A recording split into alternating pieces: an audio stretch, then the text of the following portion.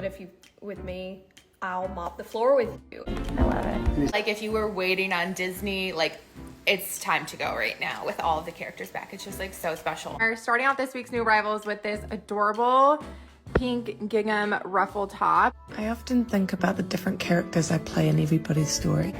Are you buying all spring and summer right now, obviously? Or mostly summer? We did some that were immediate ship. Hi guys, welcome back to my YouTube channel. I just have like a general discussion point. I'm gonna open this can of Coke because I love drinking Diet Coke. I mean, I really try and not drink it that much, but I've got an empty one over there. I try and ration it down to one a day. I know they're not great for you, but they're pretty yummy. Basically, today I wanted to do like a little discussion on YouTube mums. It's so hard to explain. Well, is it really hard to explain? I just want to like touch base on the evolution of the YouTube mums that I used to watch back in the day. This was like years ago, where they are now and how they all seem to be on this like trajectory upward. And I've just noticed a theme in where quite a lot of them end up being. All of them kind of start off with being their own person. Obviously they are their own people, but they all start off with being very, very relatable, doing all of these different, you know, most of them filming their day-to-day lives, just being very sort of like, hey, follow me about. And then slowly but surely they spin themselves into almost like a brand. One of the things that social media influencers are always told as well is that you need to try and make yourself a brand to look good for advertisers, things like that. From my little bit of experience that I do have with like working with brands and things, that is sort of almost what it feels like when you are approached by companies and things. You have to almost market yourself in a sense. But quite a lot of these YouTube mums, if you have a look through their Instagrams, for instance, or you have a little look at what they're doing in their careers now versus what they were doing, you can see the evolution of them slowly turning into a brand. And there's nothing the matter with that. So this isn't even bitter. In fact, there's nothing the matter with that, but it's very, very interesting to see. And this happens with every single time a smaller YouTuber grows and grows and grows until they get to like a colossal size, which doesn't really happen that often because there's so much competition, obviously. Not everyone can be on top. You then look at the difference. You then look at where they were and where they are now. One of the key themes that I do see when they then reach a certain height is that they end up doing one of a few things. So they end up either opening up their own boutique, a la Aaron Williams or Tara Henderson, loads of those other people. They run their own boutique to get all their followers, and they're now going to create something to then sell you. Their brand is like an attachment of them. People wouldn't necessarily buy their brand if they hadn't already had that core audience to start with, if that makes any sense. People go on to do MLMs like Young Living, Monet, all of that kind of thing. This is for Young Living Gold Retreat. Quite a few of them do Young Living, I think. Or they go on to just promote all the time, constant promotion, going to Disney, being promoted to go to Disney. They're doing a lot of Instagram heavy things. And a lot of them do in fact leave YouTube, or they create their own YouTube membership, or they create their own website. Kind of move off of YouTube. I know. When maybe their views are starting to dwindle. So those are the kind of things that I've like really picked up on. Specifically the YouTube mums, it's a generational thing. So I'm gonna like focus and hone in down on the 4 people that I used to follow, or who I am most sort of, you know, who I remember being the relatable, down-to-earth family, not family vlogging, but mummy vlogger, those people. So those people are Aaron Williams, Tara Henderson, Brianna K, and Love Meg. And Brianna K and Love Meg, I was a little bit less like, I used to watch them all the time, but those are the people that I remember being at the very, very forefront of the sort of mummy lifestyle bunch. I just want to like see where they were, where they are now. All of them have started off with being something that we can relate with, being like Love Meg, for instance, extremely relatable at the very, very beginning. Aaron Williams, like a few of them, yes, they did perhaps come from more money than the others, for instance. So we know Aaron Williams always had a bit more money than, let's say, Love Meg. Tara Henderson, sort of in the same league. Do you know what I mean? Like, so they all were a lot more relatable. all mostly had brown hair, which I do actually find quite interesting. I mean, I literally can't comment on it whatsoever, but I have noticed the more successful they get, the blonder the hair. That's just what I've seen. That's all I've seen. I might be completely off on that, but that is something I've noticed. Love Meg. Love Meg is such a good example of this. I'm glad I started off here. Love Meg is like a night and day difference. And this isn't me being mean or saying that it's bad that they are extremely successful and that they have created this life for themselves. That's not what I'm trying to say. I'm just showing the evolution of a lot of the YouTube mums. Love Meg, Southern, like a Southern belle. I can't do the accent. Brown hair. Didn't have a lot of money. Used to do a lot of very down-to-earth vlogs or sort of like at-home decor organising, you know the drill. Looking at her now, if you go and follow her Instagram, for instance, she has her own website that she recently has been putting all of her stuff onto as her views are dwindling a little bit. Lost that relatable edge. Loads of people have taken issue with it, amongst other things. It's not just to do with the relatable factor. She is now on Instagram. If you take a little look at her Instagram, she is very much pushing her website, which is all well and good, but she's also making passive aggressive comments, and you know, she, instead of it being Love Meg as a person, it's Love Meg as a brand. So she has recently done quite a few. She often talks about her character and about her personality, and that I am not this sort of person, this is who I am. I'm very gentle, I'm very sweet, but if you with me, I'll mop the floor with you. And I feel like that describes me so well. Except this, there's always a lot of confirmation with her on who she is as a person, what she is. There's a lot of banter backwards and forwards between her and her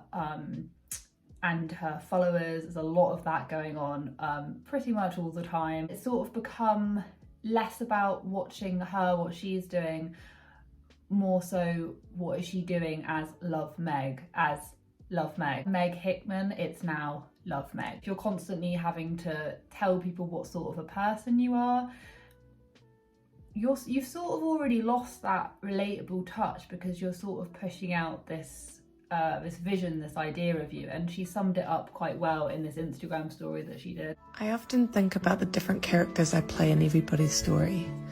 I'm a villain in some, a hero in others. Even post that sort of a story already shows that you've got quite a high, you hold yourself in quite high regard. The second one is Aaron Williams. Now, I used to watch Aaron Williams all the time. Huge. I think that there's a huge night and day difference between Aaron Williams then and Aaron Williams now. So Aaron Williams then, she actually did start off as blonde. Always very charismatic, very personality driven. She did a lot more vlogging.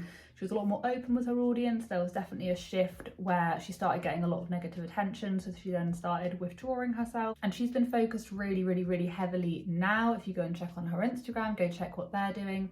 Instead of it being Aaron Williams, relatable family vlogger, it's now Aaron Williams, literally Aaron Williams has hired people to film her in a sort of reality TV setup. She's also among one of the very first influencers that, I know about, that has started doing the paid for subscription service that Instagram is doing. So now she's got 2 different subscription services running, basically. So I don't even need to explain to you what the night and day difference is there. It's just her recording herself, and now she's having other people record her. And obviously, yes, you can choose, your channel can go in like whatever direction you want, but it's just showing the fact that there's now a shift between her just recording herself and just being Aaron, to now it's like the Aaron show. So she's then a spectacle. So it then becomes more about the brand. Doing retreats, she's off doing, retreats with her MLM that she does. She's got her own boutique. She's got a lot of things going for her, but all of those things, all of her ventures are about her utilising her platform to push forward her brand. Brianna K, I actually thought was a really, really interesting person to cover, because I've never really been able to work Brianna K out. On the outside, she seems very quiet, very sort of bubbly, but one of those kind of a bit shyer, bubbly characters. It's a bit hard to explain. I've never really been able to work her out. That's why I've never really vibed with her content too much, but she does a lot of cleaning, so she's a good person to go to for like decor and things. But it started off with extremely, you know, much more simple decor, much more simple sort of Brianna K. She used to vlog a little bit, to now it's like there's an ad every single few seconds. You know, you go on, once again, go on her Insta story tagging something holidays. Okay, so you see all of this, yeah? This was pulled from Brianna's YouTube videos. Not in any of these did I see a paid for like promotion. And most of her ad videos don't even have that, but yeah.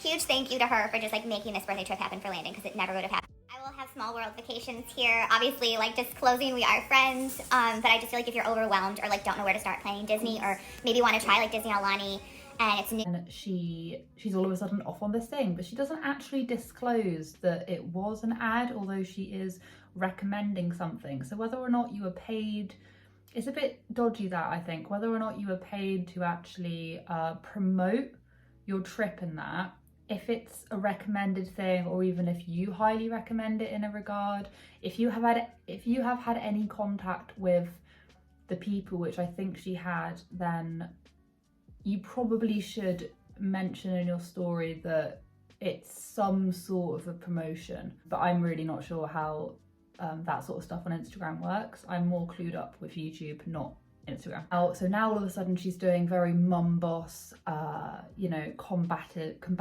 They're all extremely combative on their quest to build their brand. All of them are extremely, if anyone says anything negative whatsoever, you are combated with a Insta story quote. It's the battle of the quotes. All of them, it is the battle of the quotes, and they're all guilty of it. Sometimes they'll have little like quote battles backwards and forwards, like Tara and Aaron, they'll have like little quote battles. And I just think it's super interesting, because even Brianna K started off being much more relatable, and yeah, just slowly it's then just gone up, and now she is doing undisclosed ads for Disney. Whether or not they were ads, I'm not really quite sure.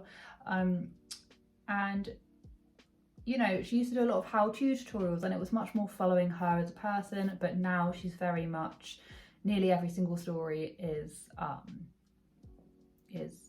what can I sell? I can just feel my teeth like rotting.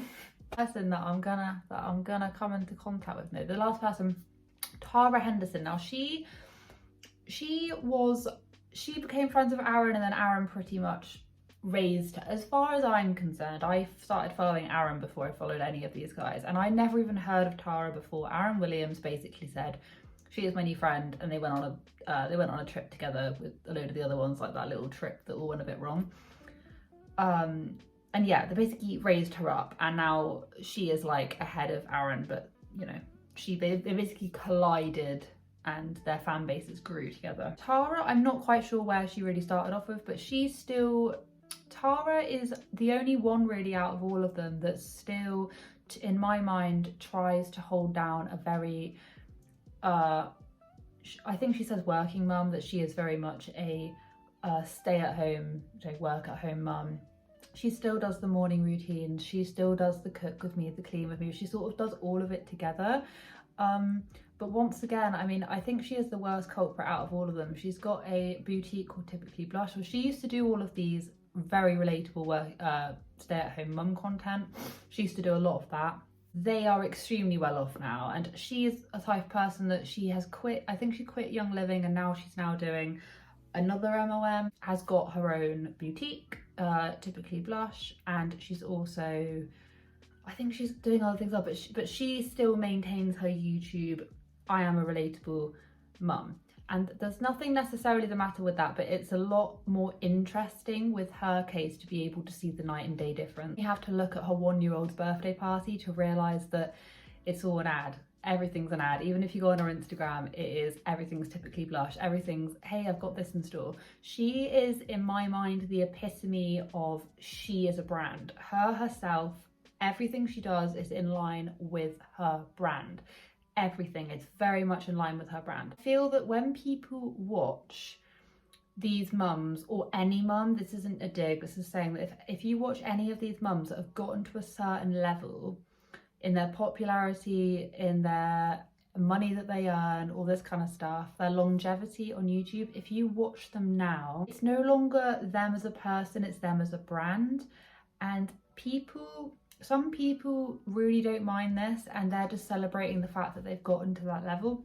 Other people, like myself, I don't really like watching these massive YouTubers. I prefer watching the really little ones because I think, I don't know, I quite like it because I actually just want to see what you're getting up to, rather than be advertised something or feel a bit like I feel an ad coming on. Something, and I think it comes down to a relatable factor. And there's nothing, everything I've been saying, there's nothing the matter with it. I just think that it's an extremely interesting like phenomenon that has happened when you yourself as a person start off just documenting your life, and then you yourself become a brand. Maybe you start selling some things, maybe you are used as by advertisers, but then slowly but surely you yourself are then morphed into a brand, and then you then have some of these people that are still on YouTube not necessarily trying to still be relatable, because I think a lot of them do actually do quite a good job at turning around and being like, you know, maybe I'm not as relatable. A couple of them have done. A few of them don't really see that they're not relatable and see where the issue then lies when your audience doesn't want to gel with that anymore. I feel like any YouTube mum who makes their grand trajectory up to the top will end up being the same. We're a lot smaller, have all sort of morphed into similar people. I really hope I have made any sense, because these are the types of topics that I find super interesting.